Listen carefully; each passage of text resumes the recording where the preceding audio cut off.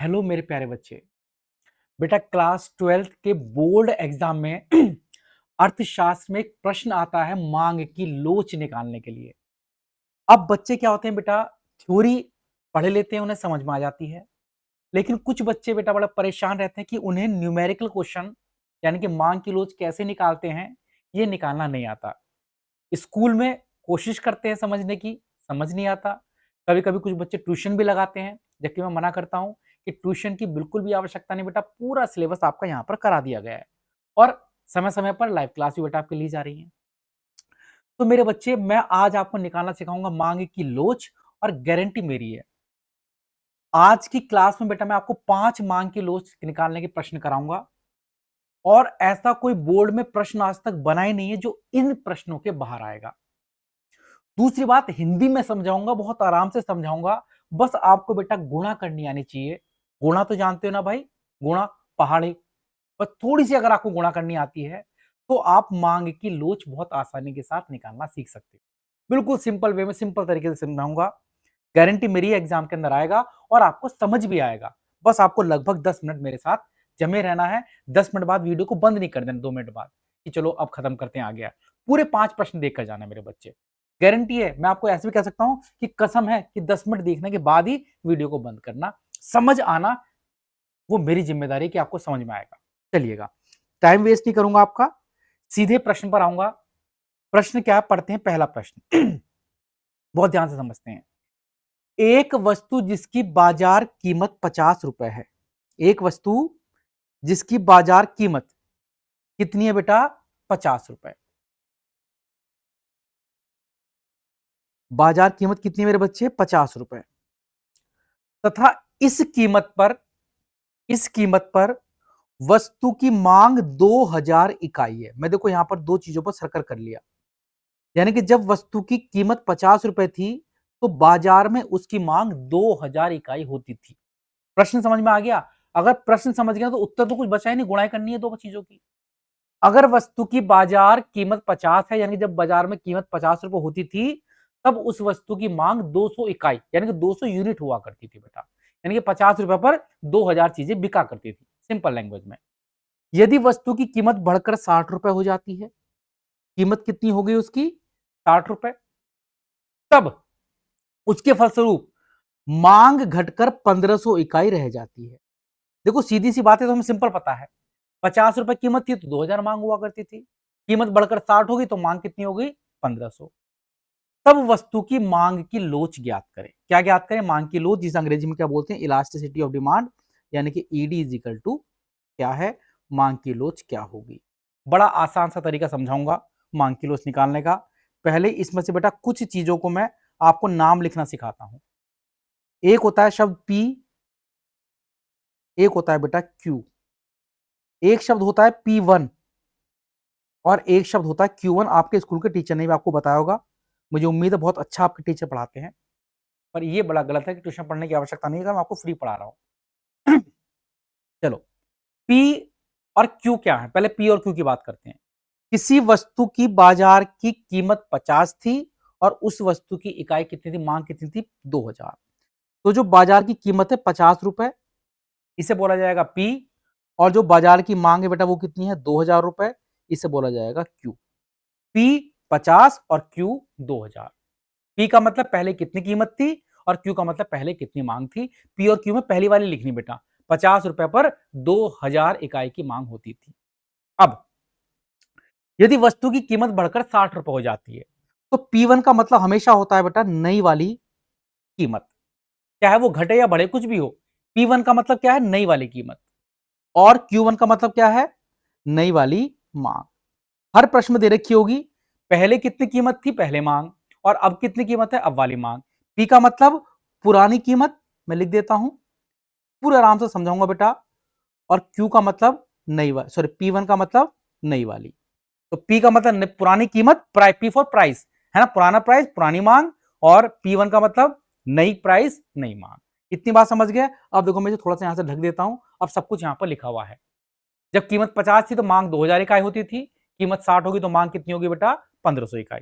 देखो मांग की लोच का फॉर्मूला क्या होता है, मांग की लोच को हम क्या बोलते हैं बेटा, अंग्रेजी में ईडी बोलते हैं।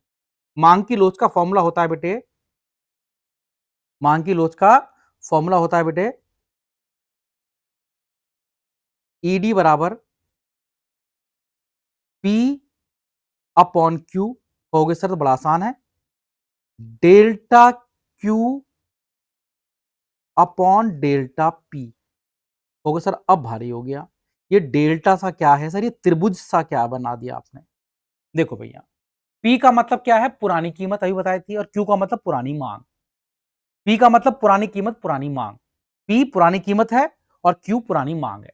अभी जो डेल्टा सा बना हुआ है बेटा, डेल्टा मतलब त्रिभुज में बना हुआ है, डेल्टा क्यू डेल्टा पी, इसका मतलब क्या है, डेल्टा क्यू का मतलब होता है बेटा, डेल्टा क्यू का मतलब है मांग में परिवर्तन, मांग में परिवर्तन।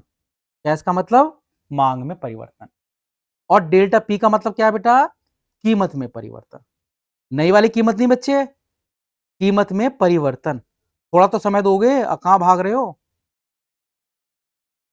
थोड़ा समय दो बेटा, 10 मिनट बोला था, अभी तो 6 मिनट हुई है।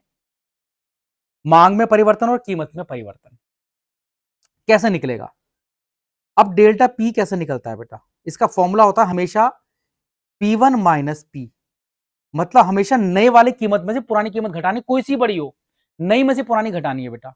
P1 माइनस पी, इसे होता है डेल्टा पी।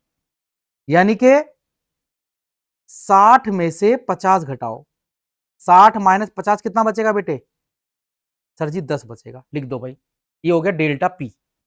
ऐसे ही डेल्टा क्यू निकालो, क्या निकालो भाई, डेल्टा क्यू। डेल्टा क्यू का फॉर्मूला क्या होगा, खुद बताओ मन में क्या होना चाहिए, Q1 माइनस क्यू, हमेशा बड़े में से छोटा नहीं, नए में से पुराना घटाना है। अब यहां पर देखो बेटा, नई मांग कितनी थी 1500, पुरानी मांग कितनी थी 2000। देखो दुनिया जानती है बेटा, छोटा बच्चा भी जानता है कि कभी अगर छोटे में से बड़ी चीज घटानी पड़ जाए, छोटे में से बड़ी चीज घटाएं, तो घटाते तो हमसे बड़े में से ही है भाई, 1500 2000 तो घटेंगे नहीं, घटाना 2000 में से 1500 है। अगर कभी भी छोटे में से बड़ा घटाना पड़े तो आंसर के आगे हमेशा माइनस लगाते हैं, यानी कि जब 1500 में से 2000 घटाओगे तो माइनस के 500 बचेंगे, ये हर बच्चा जानता होगा। इतनी बात क्लियर है। अब ये बताओ, डेल्टा पी और डेल्टा क्यू निकालना आया कि नहीं आया। डेल्टा पी का मतलब P minus P, sorry P1 minus P, और डेल्टा क्यू का मतलब Q1 माइनस क्यू। आराम से देख लो वीडियो को, चाहे पॉज करके देख लेना कि मैंने कैसे निकाला है। हमेशा क्या किया बेटा, हमेशा याद रखना, नए में से पुराने को घटाना है, हमेशा नए में से पुराने को घटाना है। अब आंसर में लिख देते हैं बेटा, पी का मतलब मैंने क्या बताया था, पी का मतलब क्या होता है, पी का मतलब होता है पुरानी वाली कीमत। पुरानी वाली कीमत देखो मैं यहां पर सर्कल कर रहा हूं, ये वाली, पहले पुरानी कीमत लिख दो 50, फिर लिख दो क्यू, नई वाली सॉरी पुरानी वाली मात्रा या पुरानी वाली मांग, देखो 2000, पी और क्यू जो ऊपर बटन में सर्कल किए हैं, पी और क्यू पुरानी वाली कीमत पुरानी वाली मांग, गुणा डेल्टा क्यू माइनस का 500, डेल्टा पी 10। अगर आप इतना भी लिख कर आते हो, मान लो 6 नंबर के 8 नंबर क्वेश्चन आए, इतना कर दिया आपने, आगे सॉल्व भी नहीं कर रहे, इतना भी कर दिया, तो 6 में से आपको 4 नंबर या 4.5 नंबर मिल जाएंगे बेटा, क्योंकि सारा काम तो आपने कर दिया, काटना फूटना तो आधे नंबर का होता है। इतना भी कर दोगे तो अगर 8 नंबर का आया तो 6.5 या 7 नंबर मिल जाएंगे बेटा आपको। पर इससे आगे कोशिश करना पूरा सॉल्व करने की। क्या करना है बेटा, एक जीरो से एक जीरो काट दो, देखो एक जीरो से एक जीरो काट दो और एक जीरो से एक जीरो काट दो। अब ऊपर 5 और 5 बचे हैं बेटा, 5 पंजे कितना हुआ 25, और आगे माइनस लगा दो, और नीचे कितना हुआ बेटा 20। अब देखो दोनों को चाहे यहां पर छोड़ दो, और चाहे देखो हम दोनों कट रहे हैं, 25 भी कटता है 20 भी कटता है, दोनों किसके टेबल से कर सकते हैं बेटा, ये 5 पंजे 25 और 5 चौका 20, तो कितना आ गया बेटा -5/4। इतना भी छोड़ सकते हो, आंसर आ गया बेटा। चाहो तो का भाग दे सकते हो बेटा, मैं बिल्कुल सिंपल कराऊंगा आपकी तरह से। जब 5 को 4 से भाग दोगे तो कितना आएगा 4 एकम 4, हासिल बचा 1, 0, पॉइंट लगाना पड़ेगा अपनी तरफ से, 4 दूनी 8, कितना बचा बेटा 2, 0 लगाया, 4 पंजे 20, तो इसका आंसर कितना आ गया बेटा 1.25। लो भैया, आपको मांग की लोच निकालनी आ गई। मैंने तो कहा था 10 मिनट सिखाऊंगा, मैंने तो आपको सिखा दिया पूरे कितने मिनट में बेटा, 9 मिनट 47 सेकंड में। मांग की लोच प्रैक्टिस अब कराऊंगा, सिखा यहां पर दी। लो जी, मांग की लोच हो गई, इसकी आप चाहो तो स्क्रीनशॉट ले लो, मांग की लोच निकल गई, सीख गए आप मांग की लोच, बस यही तो है। मैंने कहा भाग नहीं करना था, वहीं पर छोड़ देना, बस ये चीजें लिख कर आ जाना, इतना लिखने पर ही नंबर मिल जाएंगे आपको, पक्का गारंटी है मेरी। सर प्रैक्टिस और करा दो, चलो प्रैक्टिस करते हैं, अगले प्रश्न में प्रैक्टिस करते हैं बेटा।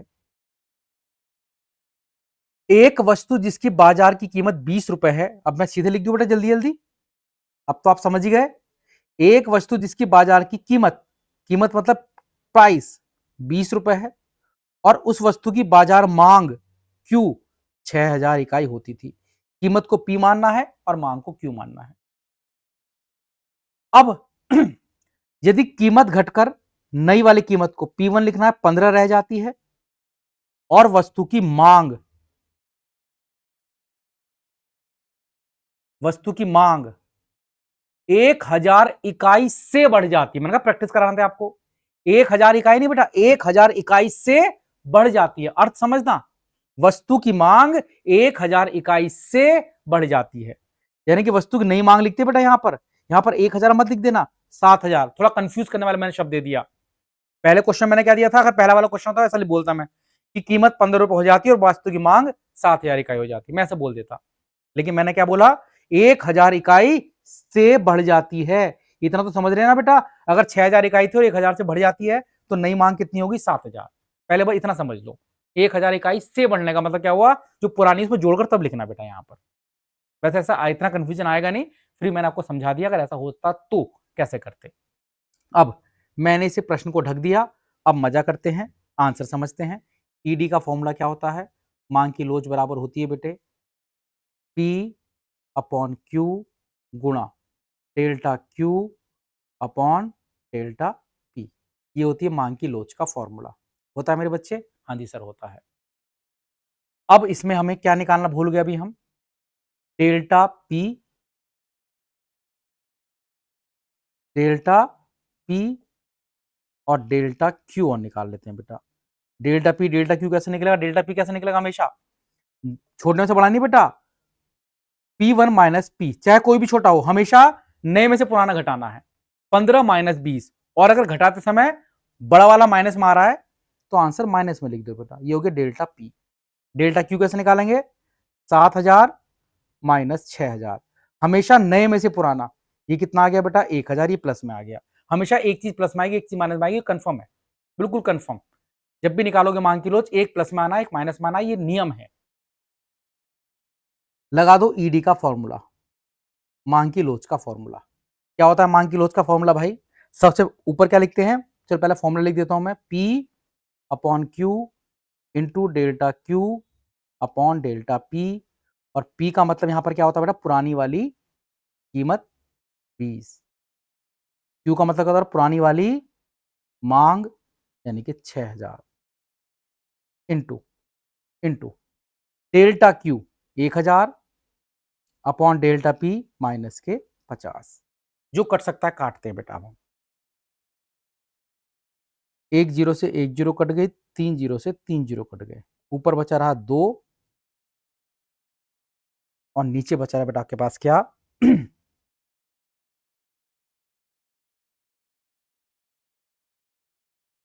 5 छंग 30 माइनस के 30, कुछ गड़बड़ लग रहा, P upon Q upon two delta Q upon, ओहो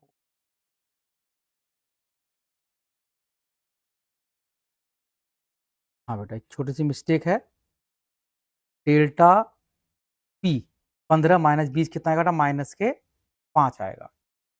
ये देखो बेटा यहाँ पर मैं सर्कल कर देता हूँ, ये माइनस मैंने यहाँ पर एक जीरो धोखे से लगाई थी, माइनस 5 आएगा। अब काटने की कोशिश करते हैं, क्या क्या कट सकता है, 3 जीरो से 3 जीरो करने की, ऊपर बचा रह जाएगा 20, अब ये वाली जीरो नहीं कटी बेटा, ऊपर बचा कितना रह गया 20, नीचे बचा कितना रह गया 5 छंग 30, वो भी माइनस का, एक जीरो से एक जीरो कट गई, यानी कि क्या बचा रह गया बेटा आपके पास सबसे लास्ट में 2/3, वो भी कौन सा, माइनस का। अब 2 को 3 से भाग देते हैं, आप यहीं पर भी आंसर छोड़ दोगे तो भी बिल्कुल करेक्ट है, और चाहो तो 2 को भाग दे सकते हो किससे, 3 से, नहीं जाएगा जीरो लगा दोगे, 3 का पहाड़ा पढ़ोगे जैसा पढ़ते हो, 3 छंग 18,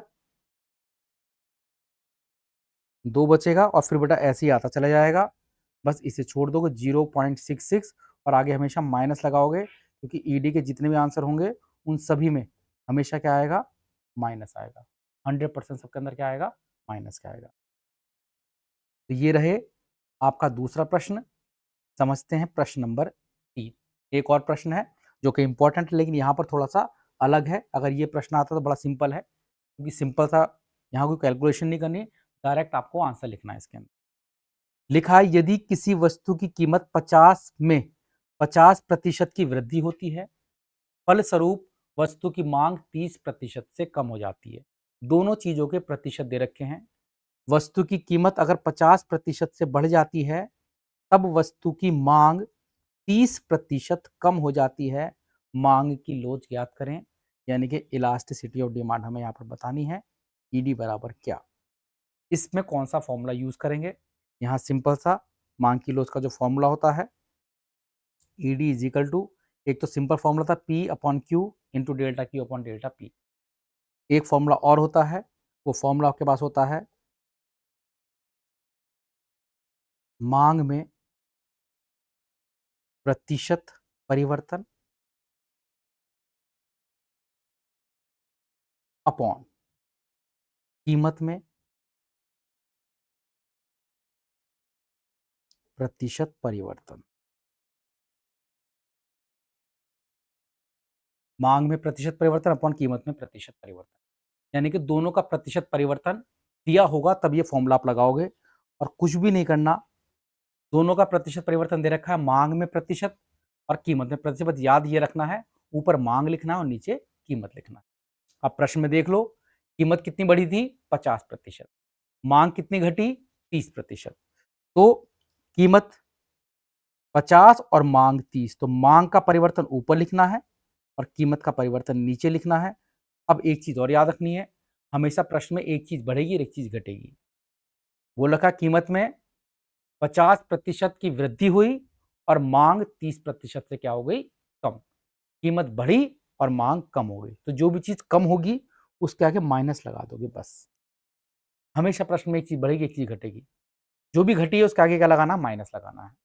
अब इसे काटो, ये इसका आंसर हो गया 3/5, ये भी इसका आंसर है। या आप डिवाइड कर सकते हो, 3 को 5 से नहीं जाएगा, 0 लगा पॉइंट लगा दोगे, 5 6 जा या 5 छंग 30, तो जी कट गया, आंसर आ गया कितना, 0. ईडी बराबर 0.6। यदि मांग की लोच, इससे ज्यादा सरल कोई प्रश्न हो ही नहीं सकता अगर पेपर में आता है तो। कीमत में प्रतिशत परिवर्तन दे रखा है, मांग में प्रतिशत दे रखा है, तो प्रतिशत को ऊपर नीचे रखना है और आंसर निकाल देना है, डायरेक्ट आपका आंसर आ जाएगा। बिल्कुल सिंपल है। ये प्रश्न नहीं आया तो ये वाला प्रश्न आ सकता है, ये भी सरल है पर थोड़ा सा देखने में अजीब लगेगा। बता रखा है किसी वस्तु की कीमत 40 रुपए होने पर उस वस्तु की 1000 इकाइयों की मांग की जाती है। कीमत कितनी थी, 40 रुपए, और मांग कितनी थी, 1000 इकाई। कोई दिक्कत नहीं। यदि वस्तु की कीमत बढ़कर 50 हो जाती है, 40 से कितनी होगी, 50, तब वस्तु की नई मांग ज्ञात करें।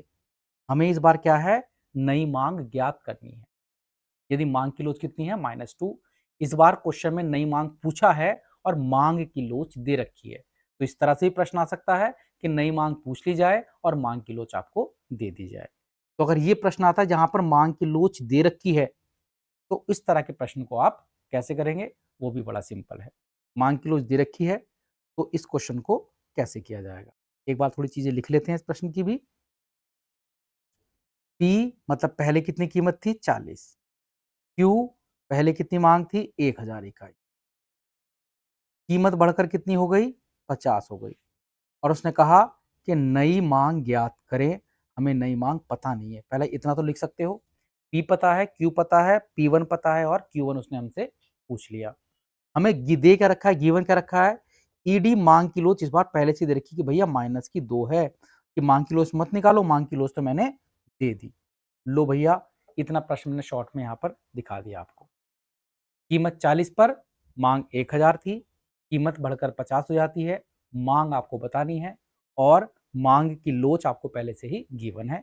कैसे करेंगे इस क्वेश्चन को, पहले फॉर्मूला लिख लेते हैं। ईडी का फॉर्मूला क्या होता है, ईडी का फॉर्मूला होता है बेटा P/Q into delta Q upon delta P, ये तो फॉर्मूला होता है ईडी का। हाँ जी सर, यही होता है।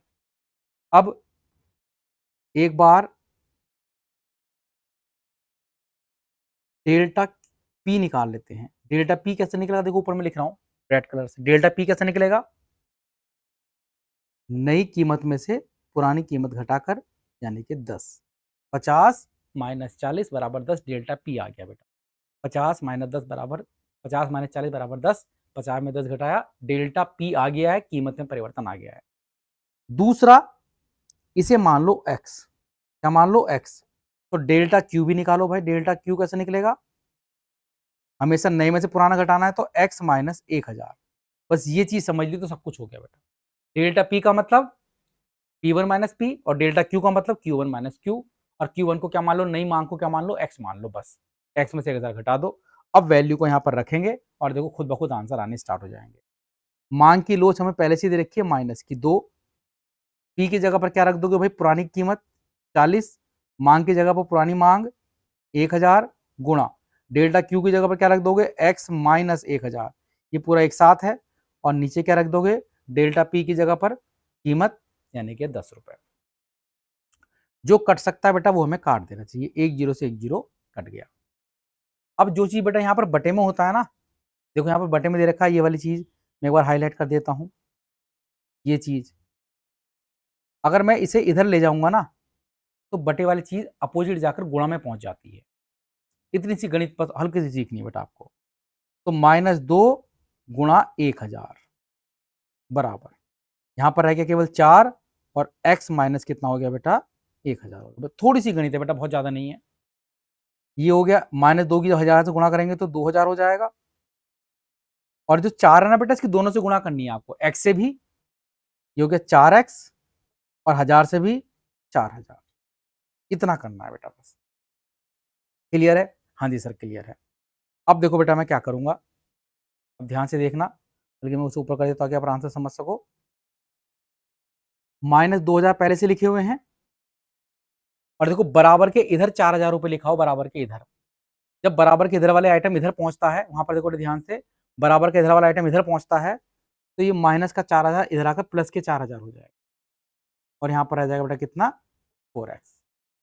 माइनस के 2000 हैं और प्लस के 4000 हैं, एक माइनस का एक प्लस का हमेशा घटता है बेटा, और अगर 4 में से 2 गए तो कितना बचे रहे, 2000 बचे रहे प्लस वाले, और यहाँ क्या बचा रहा है बेटा, 4x, और x बराबर क्या हो जाएगा, 2000, और जो गुणा में होता है वो भाग में आया था, 2000 बटे में 4 मैंने उल्टा कर दिया बेटा, तो 4 को बटे में ले गया इधर, तो ये कितना आ गया, 5।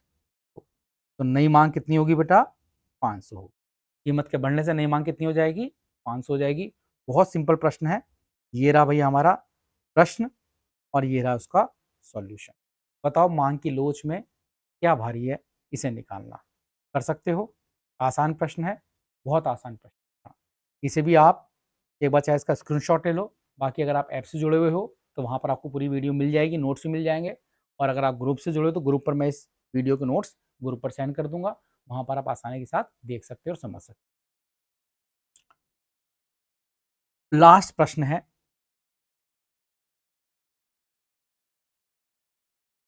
लास्ट प्रश्न किसी वस्तु की कीमत 50 रुपए है, इस पर उसकी बाजार मांग 1000 इकाई है। कीमत, ये सबसे भारी प्रश्न होता है बेटा, 50 रुपए है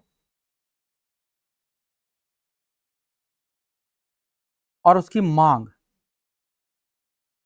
5000 इकाई है। यदि कीमत 10% बढ़ जाती है, देखो क्या दे दिया बेटा इसने, इसने दे दिया कीमत में प्रतिशत परिवर्तन। अब इसमें दिक्कत क्या हो गई, कीमत 10% बढ़ जाती है, तब वस्तु की मांग घटकर 4000 इकाई रह जाती है। अब इस क्वेश्चन में दिक्कत यह है, इसमें प्रतिशत वाला भी आ गया और बिना प्रतिशत वाला भी आ गया, मतलब एक चीज तो प्रतिशत में दे दी और एक नॉर्मल दे दिया। तो इस तरह के क्वेश्चन को मैंने यहां से हटा दिया। इस तरह के क्वेश्चन में क्या करते हैं, हम दूसरा वाला फॉर्मूला लगाते हैं मांग की लोच का। दूसरा फॉर्मूला क्या था, ईडी बराबर था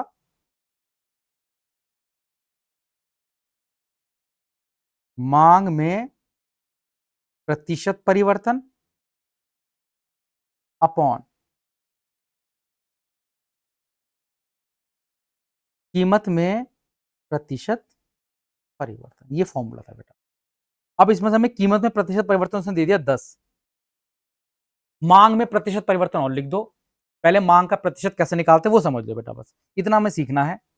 एक हमें दे रखा है, एक ऊपर लिख देना है। देखो मांग दे रखी पुरानी भी और नई भी, तो मांग का प्रतिशत कैसे निकलता है बेटा परिवर्तन, वो ऊपर लिख दोगे आंसर आ जाएगा। मांग का प्रतिशत का मतलब होता है, देखो मांग कितनी घट गई, पहले 5,000 से 4,000 रहेगी ना, तो जो घटी है वो ऊपर लिख दो, 1,000 घट गई, नीचे जो ओरिजिनल वाली थी वो लिख दो और गुणा कर दो 100 से। इससे क्या होगा ना बेटा, इससे मांग का प्रतिशत परिवर्तन आ जाएगा। इससे क्या आ जाएगा, मांग का प्रतिशत परिवर्तन। कैसे आएगा मांग का प्रतिशत परिवर्तन, ऊपर क्या लिख दो, मांग में कितना परिवर्तन आया, 5,000 से 4,000 की 1,000 आया, माइनस का 1,000, नीचे लिख दो ओरिजिनल मांग और गुणा 100। 3 जीरो से 3 जीरो कट गई, 5 दूनी 10, तो ये 20 आ गया बेटा, 20%। क्या फॉर्मूला होता है बेटा मांग में प्रतिशत परिवर्तन निकालने का, डेल्टा क्यू ऊपर लिखना है, क्यू नीचे लिखना है और गुणा 100 करनी है। इससे मांग में प्रतिशत परिवर्तन आ जाएगा।